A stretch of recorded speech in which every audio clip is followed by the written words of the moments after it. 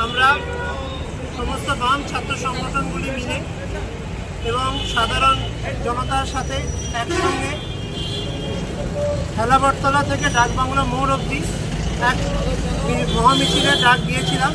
এই মিছিল সম্পন্ন হয়েছে। আপনারা জানেন যে দিল্লিতে চলমান যে ছাত্র আন্দোলন, সেই ছাত্র আন্দোলনের চাপে শিক্ষামন্ত্রী ধর্মেন্দ্র প্রধান সে ইস্তিফা করতে বাধ্য হয়েছে এবং যে দাবিটা এই ছাত্র জনতা করেছিল যে এনটিএ ন্যাশনাল টেস্টিং এজেন্সি, যার মধ্য দিয়ে বাস্তবে সারা দেশ জুড়ে দুর্নীতি বেড়ে চলেছে, প্রশ্নপত্র ফাঁস হয়ে চলেছে, এনটিএর অন্তর্গত যে পরীক্ষাগুলো আছে 152টি পরীক্ষায় প্রশ্নপত্র ফাঁস হয়েছে। মেডিকেলে গত 8 বছরে 6 বছর প্রশ্নপত্র ফাঁস হয়েছে, 2বার রেজাল্টে গণ্ডগোল হয়েছে। এমন একটি অবস্থায় ছাত্র জনতা মনে করেছে তারা এই যে শিক্ষা ব্যবস্থা, এই শিক্ষা ব্যবস্থা ফেলে দিয়ে এক নতুন শিক্ষা ব্যবস্থা চায়, যেখানে তারা পড়াশোনা করলে তাদের যোগ্য ভ্যালুয়েশনটুকু অন্তত হবে।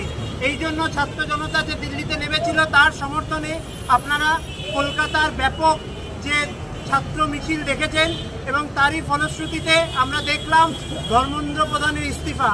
আজ যে পদযাত্রা মিছিল হলো, সেই মিছিলের মূল দাবি ছিল অবিলম্বে ন্যাশনাল টেস্টিং এজেন্সি, যেটা দুর্নীতির আখড়া, তাকে বাদ দিতে হবে, তাকে বাতিল করতে হবে এবং তারই পাশাপাশি বেসরকারীকরণের নীল নকশা জাতীয় শিক্ষানীতি 2020, যার মধ্য দিয়ে শিক্ষাকে একটা পণ্যে পরিণত করা হচ্ছে এবং শিক্ষা ব্যবস্থাকে বাজারে পরিণত করা হচ্ছে, সেটিকে অবিলম্বে বাতিল করে সাধারণ ছাত্রছাত্রীদের সরকারি শিক্ষা ব্যবস্থাকে রক্ষা করার দাবিতে এই মিছিল হয়েছে।